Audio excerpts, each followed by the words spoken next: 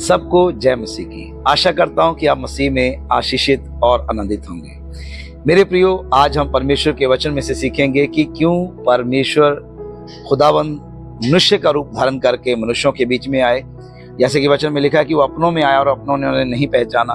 वो क्यों आया, क्यों उसकी मृत्यु को सहा। तो मेरे प्रियो, इसमें एक परमेश्वर का लॉजिक था, परमेश्वर की योजना थी, परमेश्वर का एक प्लान था। आइए उस प्लान को समझते हैं। मेरे साथ निकालिए फिलिपियों की पत्री 2 अध्याय उसकी 6 आयत से।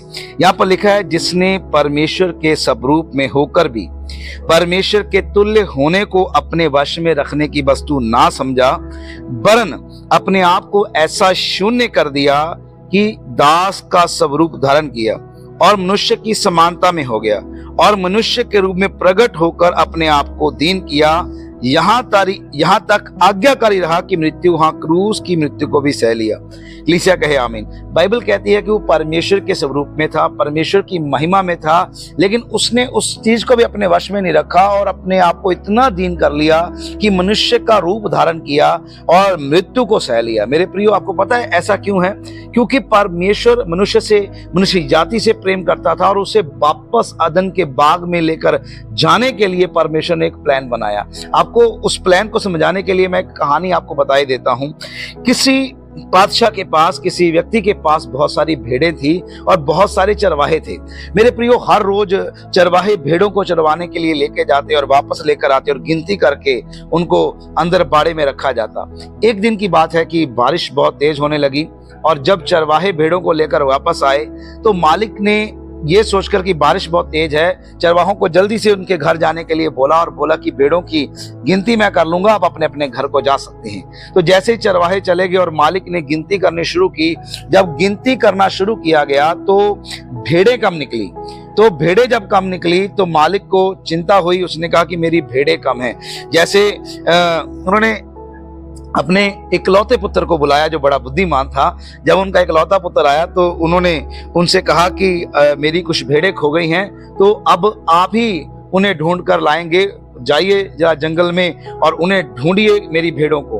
तो ये जो उनका बेटा था, उनका पुत्र था, उनका प्रिय था, तो ये भेड़ों को ढूंढने के लिए जाने पर था। तो ये बुद्धिमान व्यक्ति था और जब ये जाने पर था तो इसको ये ख्याल आया कि भेड़ों को यदि मैं आवाज लगाऊंगा तो भेड़ें मेरी आवाज सुनकर डर जाएंगी, क्योंकि वो मुझे पहचानती नहीं है। जैसे कि प्रभु यीशु मसीह ने कहा था कि मेरी भेड़ें मेरी आवाज को पहचानती है। तो भेड़ हमेशा चरवाहे की आवाज को पहचानती है और चरवाहे की आवाज को सुनकर उसके पीछे चलती है। तो मेरे प्रियो, वो अन्य किसी आवाज से डर जाती हैं। भेड़ का ये स्वभाव रहता है। तो मालिक ने, जो मालिक का बेटा था, उसने एक प्लान किया।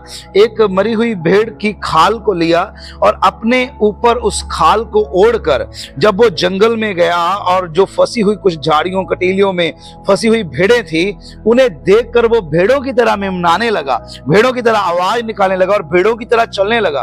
और चलते चलते उनके बहुत सारे कांटे घुटनों पर, हाथों पर, माथे पर, और वो लहूलुहान हो गया। लेकिन वो भेड़ें जो उस भेड़ को देखकर कि अन्य एक भेड़ है, उस भेड़ को देखकर जो उनका एक लौता पुत्र था, जो भेड़ का रूप धारण करके वहां पर पहुंचा था, वो भेड़ें धीरे धीरे उनके पीछे चलने लगी और वो उनके आगे चलता उन्हें अपने पिता के बाड़े तक ले आया। मेरे प्रियो, ये एक तस्वीर है यीशु मसीह की।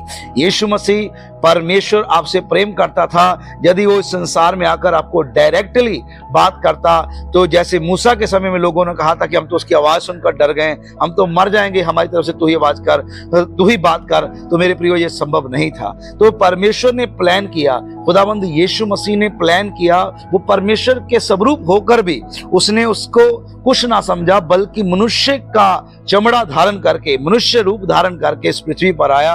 और यीशु मसीह ने कहा कि मेरी भेड़ें मेरी आवाज पहचानती है। उसने कहा मत्ती 15:24 में कि मैं खोई हुई भेड़ों को ढूंढने के लिए आया हूं। और मेरे प्रियो, और उन्होंने उस दुख को उठाया। जब भेड़ों को लेकर आना आसान नहीं था, उसके लिए क्रूस की मृत्यु थी। एक लहूलुहान होकर उस पापों का पश्चाताप था यीशु मसीह ने मेरे और आपके लिए किया। तो एक बड़े बलिदान के द्वारा प्रभु यीशु मसीह ने मेरे और आप जैसा रूप धारण कर कर, हमारी भाषा में हमारे जैसा इस धरती पर जीवन व्यतीत कर कर, जैसे हम खाते हैं, हमें भूख लगती, हमें दुख लगता है, ऐसा ही जीवन व्यतीत कर कर हमारे आगे आगे चलकर हमें परमेश्वर के मार्ग को दिखाया और परमेश्वर तक ले गया और परमेश्वर के घराने के वारिस होने के लिए ठहराया।